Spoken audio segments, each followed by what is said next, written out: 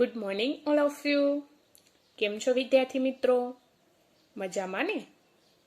આજે આપણે ભણવાના છીએ વિષય સામાજિક વિજ્ઞાન, ચેપ્ટર નંબર 15, જેનું નામ છે આર્થિક વિકાસ.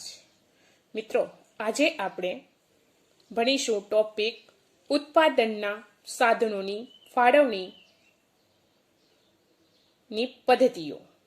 એમાં બે પદ્ધતિઓ, એક છે બજાર પદ્ધતિ અને બીજી છે સમાજવાદી પદ્ધતિ. તો ચલો જોઈએ. ઉત્પાદનના સાધનો એટલે તમને સૌને ખ્યાલ જ છે, જમીન, મૂડી, શ્રમ અને નિયોજક એ ઉત્પાદનના સાધનો છે. એની શ્રેષ્ઠ ફાળવણી કરી અને વધુમાં વધુ ઝડપથી આર્થિક વિકાસ પ્રાપ્ત કરવાનો દરેક દેશ પ્રયાસ કરતો હોય છે. કારણ કે વધુને વધુ ફાળવણી થાય અને ફાળવણી કરી અને એમાં વધુને વધુ ઝડપથી આર્થિક વિકાસ થાય તો એ બધાને પ્રાપ્ત કરવાનો જ હોય છે. એટલે દરેક દેશો હોય છે એ પ્રયાસો કરતા જ હોય છે. ઉત્પાદનના સાધનોની ફાળવણીની મુખ્ય બે પદ્ધતિઓ છે, એક છે બજાર પદ્ધતિ અને બીજી છે સમાજવાદી પદ્ધતિ. હવે આ બંને પદ્ધતિ, બજાર અને સમાજવાદી પદ્ધતિ, એકબીજાથી તદ્દન વિરોધી છે, સરખા અથવા તો સરખી નથી. હવે આ બંને પદ્ધતિઓનો સમન્વય કરી અન્ય પણ કેટલીક પદ્ધતિઓ વિકાસ પામી છે, એટલે કે બીજી કોઈ કેટલી પણ એવી પદ્ધતિઓ છે એ પણ એનો વિકાસ થયો છે. દરેક દેશ પોતાને અનુરૂપ હોય એવી એક યા બીજી પદ્ધતિ સ્વીકારે છે. હવે ઉત્પાદનના સાધનોની ફાળવણી અંગેની મુખ્ય પદ્ધતિઓની સમજૂતી આ મુજબ છે. સૌ પ્રથમ પહેલું છે બજાર પદ્ધતિ. કોને કહેવાય? અમેરિકા, જાપાન વગેરે જેવા દેશોએ પોતાની પોતાનો આર્થિક વિકાસ બજાર પદ્ધતિથી કર્યો હતો. અમેરિકા, જાપાન જેવા દેશો છે જે વિકસિત થઈ ગયા છે, બરાબર, આગળ વધી ગયા છે, એવા દેશો પોતાનો આર્થિક વિકાસ બજાર પદ્ધતિ કર્યો છે. બજાર પદ્ધતિને મૂડીવાદી પદ્ધતિ તરીકે પણ ઓળખી શકાય છે. આ પદ્ધતિમાં ઉત્પાદનના સાધનોની ફાળવણી નફાના આધારે થાય છે. હવે આ પદ્ધતિમાં ઉત્પાદન અને તેની સાથે સંકળાયેલા આર્થિક નિર્ણયો હોય છે. આર્થિક નિર્ણયોમાં કેન્દ્ર સ્થાને નફો હોય છે. કારણ કે બજાર પદ્ધતિ દ્વારા આપણે કહી શકીએ કે એ મૂડીવાદી પદ્ધતિ છે. હવે મૂડીવાદી પદ્ધતિ છે એટલે બજારમાં આપણને કોઈ વસ્તુ પાછળ નફો પણ થાય છે. તો આર્થિક નિર્ણયો પૈસાની દ્રષ્ટિએ કેન્દ્ર સ્થાને નફો હોય છે.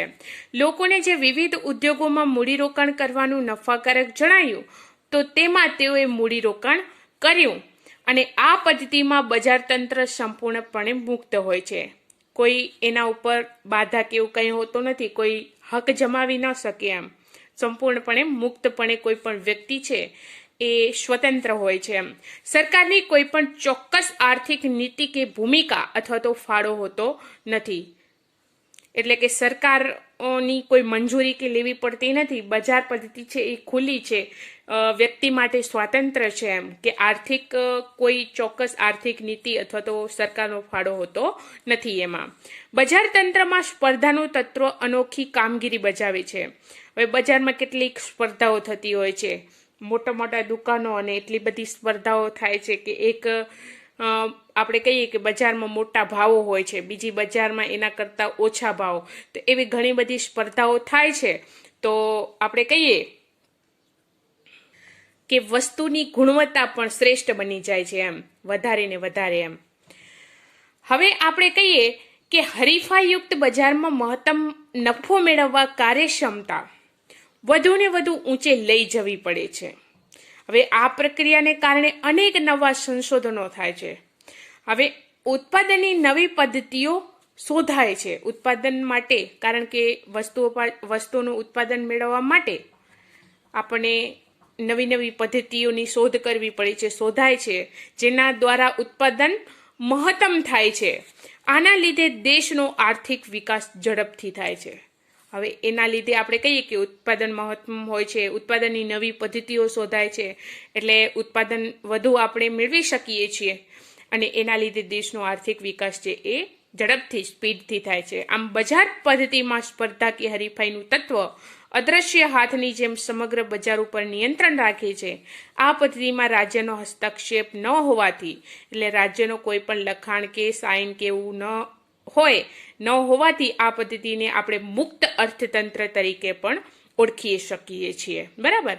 હવે આપણે જોઈશું બજાર પદ્ધતિ છે એના લક્ષણો કયા કયા છે. પહેલું લક્ષણ છે ઉત્પાદનના સાધનો, એટલે જમીન, મૂડી, શ્રમ અને નિયોજક.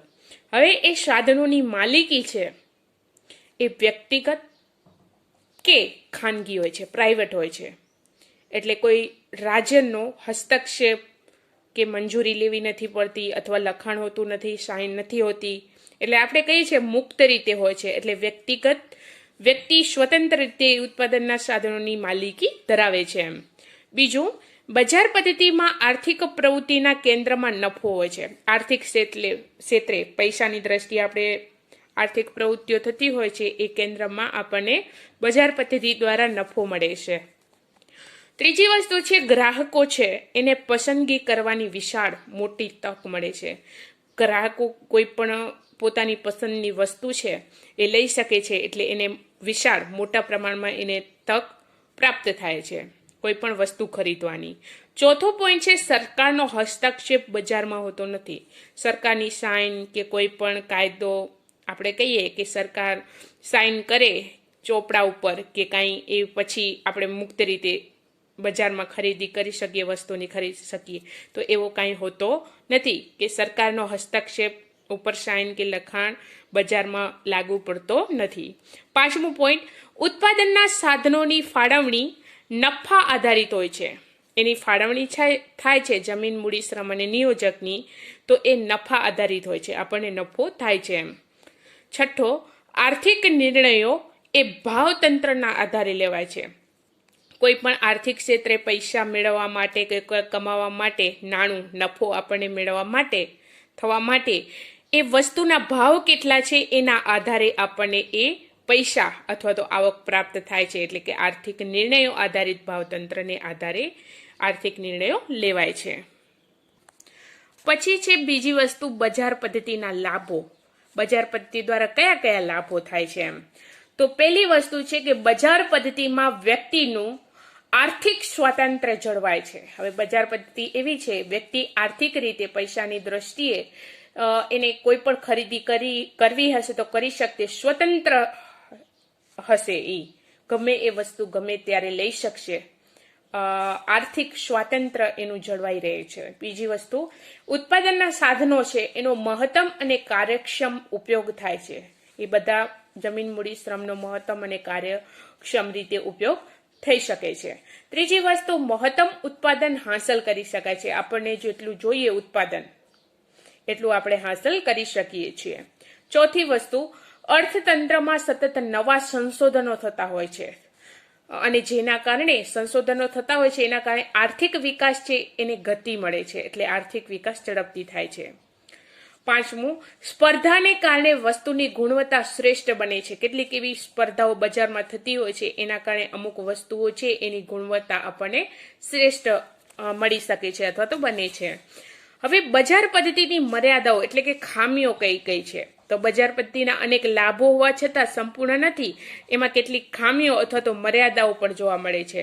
તો પહેલી વસ્તુ છે કે નફાને ધ્યાનમાં રાખીને ઉત્પાદન થતું હોવાથી મોજ શોખની વસ્તુઓ છે એનું ઉત્પાદન વધુ થાય અને પ્રાથમિક જરૂરિયાતો છે એની વસ્તુઓનું ઉત્પાદન ઘટી જાય છે. આપણે કહીએ છીએ કે મોજ શોખની વસ્તુઓનું ઉત્પાદન વધે તો પ્રાથમિક જરૂરિયાતની વસ્તુઓનું ઉત્પાદન ઘટી જાય છે. એ એની ખામી છે. બીજી વસ્તુ, રાજ્યની કોઈ પણ નીતિ વિષયક ભૂમિકા અથવા તો ફાળો ન હોય તો કુદરતી સંપત્તિનો દુર્વ્યય થાય છે. કેટલીક એવી આપણે કહીએ છીએ કે રાજ્યની કોઈ નીતિ વિષયક ફાળો ન હોય રાજ્યનો, તો કુદરતી સંપત્તિ જેમ કે ખનિજ છે, પેટ્રોલ, બરાબર, એમાં એ સંપત્તિનો દુર્વ્યય થાય છે, બગાડ થાય છે. ત્રીજી વસ્તુ, ગ્રાહકોની બજાર વિશેની અજ્ઞાનતાના કારણે તેનું શોષણ થાય છે. મેઇન ખામી એ છે, મર્યાદા, કે ગ્રાહકો છે એ બજારમાં વસ્તુઓ લેવા માટે જાય છે. હવે કેટલાક વ્યક્તિઓ એવા અભણ હશે, જ્ઞાની નહીં હોય, એમ અજ્ઞાનતા ધરાવે છે, ભણેલા નહીં હોય, અભણ હશે, એના કારણે તેનું બજારમાં શોષણ થાય છે ગ્રાહકોનું. ચોથી વસ્તુ, સંપત્તિ અને આવકનું કેન્દ્રીકરણ થવાથી આવકની જે અસમાનતા હોય છે એમાં વધારો થાય છે. આવક આવે છે, સંપત્તિ હોય છે, હવે એના કારણે આવકની અસમાનતા છે એમાં વધારો થાય છે. પાંચમી વસ્તુ, ઇજારાશાહી આર્થિક અસ્થિરતા, મજૂરોનું શોષણ વગેરેનો ભય રહે છે એમાં. ઇજારાશાહી, પછી આર્થિક પૈસાની દ્રષ્ટિએ સ્થિરતા નથી જોવા મળતી, અસ્થિરતા જોવા મળે છે. અને કેટલાક મજૂરોનું શોષણ થાય છે અથવા તો મજૂરોનું શોષણ થશે એવો ભય છે એ રહે છે. તો એ વસ્તુ બજાર પદ્ધતિની મર્યાદાઓ થઈ. તો હવે આપણે પદ્ધતિ નંબર 2 જોઈશું, જેનું નામ છે સમાજવાદી પદ્ધતિ. બજાર પદ્ધતિની અનેક ખામીઓ અને નિષ્ફળતાના પરિણામે સમાજવાદી પદ્ધતિનો ઉદ્ભવ થયો. હવે શું થાય છે? બજાર પદ્ધતિની અનેક ખામીઓ એટલે મર્યાદાઓ જોવા મળી, કેટલે આપણે કહીએ કે એ પદ્ધતિમાં નિષ્ફળતા પરિણમી, એના પરિણામે સમાજવાદી પદ્ધતિનો ઉદ્ભવ થયો. હવે રશિયા અને ચીન જેવા દેશોએ આ પદ્ધતિ અપનાવી અને ઝડપથી આર્થિક વિકાસ હાંસલ કર્યો. શું કર્યું? રશિયા અને ચીન છે, બે દેશો હવે આ સમાજવાદી પદ્ધતિ અપનાવે છે અને પછી ઝડપથી આર્થિક વિકાસ હાંસલ કરે છે. સમાજવાદી આર્થિક પદ્ધતિ એ બજાર પદ્ધતિથી તદ્દન વિરોધી છે, અલગ જ છે. સમાજવાદી આર્થિક પદ્ધતિમાં બધા જ આર્થિક નિર્ણયો રાજ્યતંત્ર દ્વારા લેવાય છે. સમાજવાદીમાં ઉત્પાદનના બધા જ સાધનોની માલિકી રાજ્યની હોય છે. ઓલી કઈ હતી બજાર પદ્ધતિમાં? વ્યક્તિની હતી ને એમાં એ પદ્ધતિની માલિકી કોની હોય છે? ઉત્પાદનના સાધનોની રાજ્યની હોય છે. આ પદ્ધતિમાં સમગ્ર અર્થતંત્રનું સંચાલન છે એ રાજ્ય દ્વારા થાય છે. બજાર પદ્ધતિમાં રાજ્યનું હસ્તાક્ષરની જરૂર હતી નહીં, એ બધી સ્વાતંત્ર્ય હતી, મુક્ત હતી, વ્યક્તિગત હતી. એમ ઉત્પાદન, મૂડીવાદી સાધનોની ફાળવણી, ઉત્પાદનની વહેંચણી વગેરે સમાજની જરૂરિયાતને ધ્યાનમાં રાખીને રાજ્ય દ્વારા કરવામાં આવે છે આ પદ્ધતિ. હવે સમાજવાદી પદ્ધતિમાં કેન્દ્ર સ્થાને નફો નહીં પણ સમગ્ર સમાજનું કલ્યાણ રહેલું હોય છે. સમાજવાદી પદ્ધતિમાં કેન્દ્ર સ્થાને નફો નથી હોતો, જ્યારે બજાર પદ્ધતિમાં કેન્દ્ર સ્થાને નફો હોય છે. પરંતુ અહીંયા વાત છે કે આ સમાજવાદી પદ્ધતિમાં કેન્દ્ર સ્થાને સમાજનું સમગ્ર સમાજનું કલ્યાણ રહેલું હોય છે.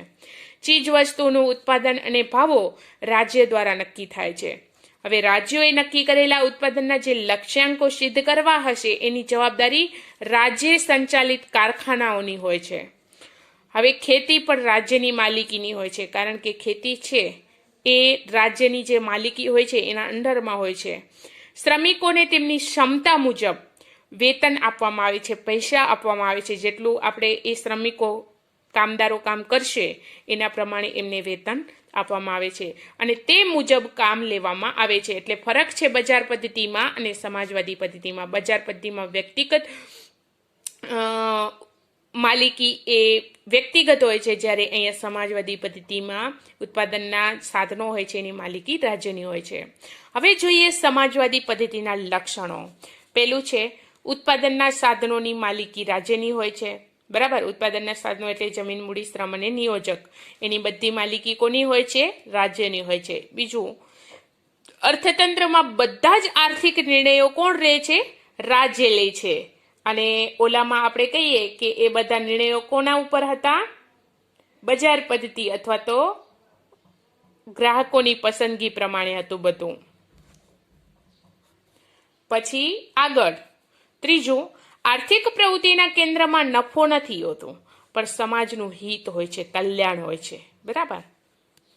ચોથી વસ્તુ, શ્રમિકોને કામના બદલામાં વેતન ચૂકવવામાં આવે છે. શ્રમિકો કામ કરે એના બદલામાં એમને પૈસા ચૂકવવામાં આવે. તો એ સમાજવાદી પદ્ધતિના લક્ષણો. પહેલું કયું?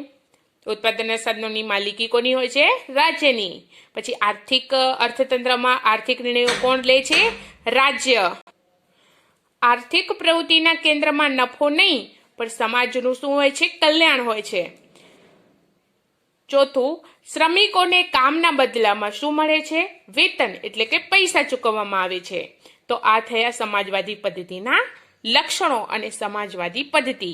તો હવે જોઈશું આપણે સમાજવાદી પદ્ધતિના લાભો. પહેલું છે સમાજની જરૂરિયાત મુજબ ઉત્પાદન થવાથી બિનજરૂરી કે જે મોજ શોખની વસ્તુઓ છે એનું ઉત્પાદન થતું નથી. પછી બીજું, આ પદ્ધતિ છે સમાજવાદી પદ્ધતિ, એમાં ઉત્પાદનના નિર્ણય રાજ્ય દ્વારા લેવાતા હોવાથી જે કુદરતી સંપત્તિ હોય છે, કુદરતી સંપત્તિ એટલે કઈ, ખનિજ તેલ ને એવું બધું, તો એનો દુર્વ્યય થતો નથી, બગાડ થતો નથી. ત્રીજી વસ્તુ, આવક અને સંપત્તિની અસમાનતાઓ દૂર થઈ જાય છે. આવક અને આપણી સંપત્તિ હશે એમાં જે અસમાનતાઓ જોવા મળે છે એ દૂર થઈ જાય છે, એટલે કે આપણને એના લાભ મળી રહે છે. ચોથી વસ્તુ, ગ્રાહકોનું શોષણ થતું નથી. એમાં ગ્રાહકોનું શોષણ નથી થતું અને બજાર પદ્ધતિમાં ગ્રાહકોનું શોષણ થતું હતું, એટલું ફરક છે. હવે સમાજવાદી પદ્ધતિની મર્યાદાઓ એટલે કે ખામીઓ કઈ કઈ છે? તો પેલું છે કે ઉત્પાદનના સાધનોની માલિકી રાજ્યની હોવાથી ઉત્પાદન વધારવા માટે પ્રોત્સાહન મળતું નથી. ઉત્પાદન વધારવું હશે તો એના માટે પ્રોત્સાહન આપણને જોઈએ એ નથી મળતું, એમ તો એ મર્યાદા છે. કારણ કે પ્રોત્સાહન મળી રહે ને તો આપણે આગળ આપણે આર્થિક વિકાસ આપણું થઈ શકે.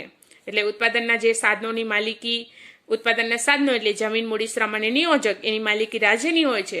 એટલે ઉત્પાદન આપણને વધારવું હશે તો એના માટે આપણને પ્રોત્સાહન મળતું નથી, તો એ ખામી છે.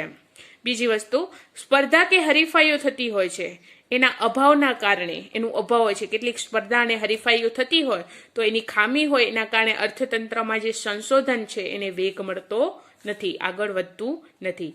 ત્રીજી વસ્તુ, આ પદ્ધતિમાં વ્યક્તિગત સ્વાતંત્ર્ય જળવાતું નથી. વ્યક્તિનું સ્વાતંત્ર્ય જળવાતું નથી આ સમાજવાદી પદ્ધતિથી, અને બજાર પદ્ધતિમાં વ્યક્તિનું સ્વતંત્ર જળવાતું હતું. ચોથી વસ્તુ, રાજ્યના સંપૂર્ણ હસ્તક્ષેપના કારણે અમલદારીશાહીનો ભય રહેતો હોય છે. આપણે કહીએ છીએ કે બજાર પદ્ધતિમાં એવું કંઈ હોતું નથી, રાજ્યનો હસ્તક્ષેપ હોતો નથી, એટલે બધું સ્વતંત્ર હતું, મુક્ત અર્થતંત્ર હતું. એટલે રાજ્યનું અહીંયા સંપૂર્ણ હસ્તક્ષેપ અથવા તો લખાણ સાઇન હોય છે, એના કારણે અમલદારશાહીનો ભય રહે છે. હવે આપણે વાત કરીશું મિશ્ર અર્થતંત્ર શું છે. બજાર પદ્ધતિ અને સમાજવાદી પદ્ધતિ તો એ મિશ્ર પદ્ધતિ થઈ, બરાબર. કેટલીક મર્યાદાઓના કારણે બંને પદ્ધતિઓની કેટલીક એવી સારી બાબતોનો સુમેળ સાધી અને મધ્યમ માર્ગ તરીકે મિશ્ર અર્થતંત્રની પદ્ધતિ છે એ અસ્તિત્વમાં આવી. હવે મિશ્ર અર્થતંત્ર એટલે એવી આર્થિક પદ્ધતિ કે જેમાં જાહેર અને ખાનગી ક્ષેત્રનું સહ અસ્તિત્વ હોય છે, જાહેર ક્ષેત્ર અને ખાનગી ક્ષેત્ર. હવે આ બંને ક્ષેત્રો એવા હોય છે, એકબીજાના હરીફ નથી હોતા, પરંતુ પૂરક બનીને કામ કરતા હોય છે. હવે આ પદ્ધતિમાં ખાનગી વિભાગમાં એટલે પ્રાઇવેટ ક્ષેત્રે વિભાગમાં ખેતી, વ્યાપાર, નાના વપરાશી માલના જે ઉદ્યોગો છે તે વગેરેની માલિકી વ્યક્તિગત કે ખાનગી હોય છે, પ્રાઇવેટ અથવા તો વ્યક્તિગત હોય છે. જ્યારે ભારે ઉદ્યોગો હોય, સંરક્ષણ સામગ્રીના કારખાના હોય, રેલવે, વીજળી, રસ્તાઓ, સિંચાઈ વગેરેના પાયાના એવા ચાવીરૂપ ક્ષેત્રોની માલિકી રાજ્યની હોય છે. એટલે આપણે કહીએ કે રાજ્યની માલિકીના અંડરમાં કયા આવે તો સિંચાઈ, વીજળી, રેલવે, કારખાના એ આવે, બરાબર. હવે આપણે કહીએ વ્યક્તિ અને ખાનગીમાં કયા આવે તો ખેતી, વેપાર, નાના વપરાશી માલના ઉદ્યોગો એ બધાનો સમાવેશ થાય. હવે આ પદ્ધતિમાં બજારો સંપૂર્ણ સ્વતંત્ર હોતા નથી. સરકાર કેટલીક જુદી જુદી રીતે અંકુશો મૂકતા હોય છે, જેમ કે સમાજના જે અમુક અનિચ્છનીય વસ્તુઓ હોય છે એનું ઉત્પાદન થતું અટકાવવા માટે રાજ્ય ઊંચા કરવેરા નાખે છે.